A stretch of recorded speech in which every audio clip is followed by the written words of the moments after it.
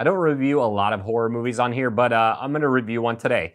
Let's talk about The Last Voyage of the Demeter, a movie that kind of like slipped under the radar for me, but I was excited to see, so here we are to talk about it. Thank you so much for checking out the video. Before we get started, a red subscribe button, notification bell, that way you know whenever I post a new piece of content.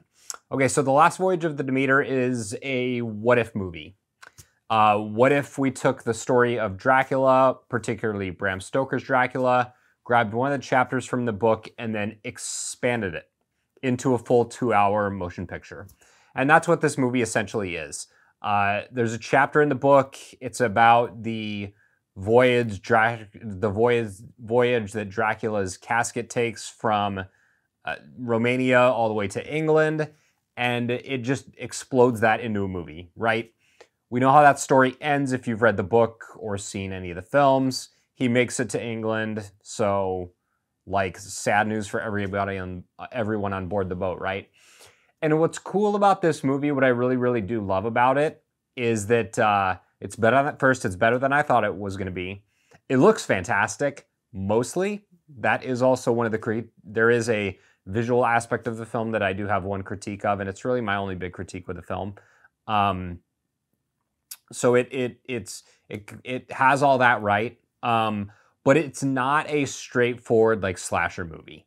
It very easily could have been a movie where Dracula's on the boat, he kills everybody, we get either a happy or sad ending, and that's the end of it. But the movie does a lot more than that, and that's what I like and respect it for. Yes, Dracula wreaks havoc on the boat, but there's a lot more going on with the rest of the characters. And that's what I really appreciate about this film. It's not a movie about Dracula, he's a major character of it, but it's really about the ship itself and its crew and what they go through as they ultimately watch their world kind of fall apart in front of them, and they come to the realization that they are completely and utterly screwed. And how do they deal with that emotionally? How do the characters evolve and change over the course of the film? And it really does actually dive into that stuff, which I think is great. The captain is dealing with having to get the boat to its destination with a crew that he's worked with before. They end up finding a stowaway that's related to the plot. That's like a huge part of the plot. And he's got his grandson on the boat with him. You've got like the kind of surly first mate. You've got like, you know, the grumpy drunk. You have some characters a little bit stereotypical, but for the most part, they're actually really well fleshed out. And you've got the one, you know, like skeptic who's also like really into science, who's kind of the main character of the movie. We see the film through his eyes mostly.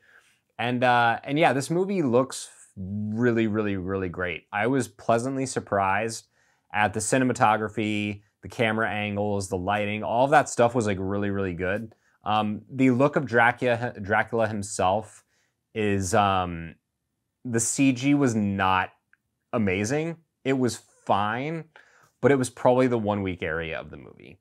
Now, they went with like the feral bat Nosferatu version of Dracula, and the fact that he's not as prominent in the movie as I thought he was going to be really actually works in the film's strength. So this movie is dark, it's bloody, it's violent, and it really like actually hits on some pretty emotional beats throughout the movie. And I really like and respect that it just didn't turn into like a slasher bloodbath. It ends up being a lot more than that, and I dig that about it. It's really well written.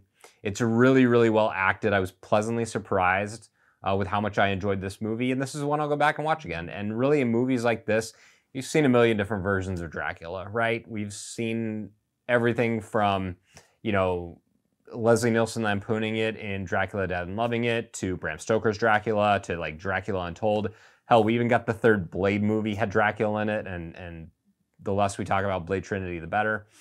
So yeah, I was really surprised with Last Voyage of the Demeter, and the ship itself is kind of a character, which I think is really cool, they do a great job capturing that feeling of claustrophobia. And like throughout the movie, it's almost like we know exactly where every part of the ship is located, and we can kind of like feel how things are going alongside these characters, and I really dig that about it. So, last Voyage of the Demeter, pleasantly surprised by this one. Big fan, you should watch it. Thank you so much for checking out the video. If you liked it, found it helpful, I hope you would consider subscribing.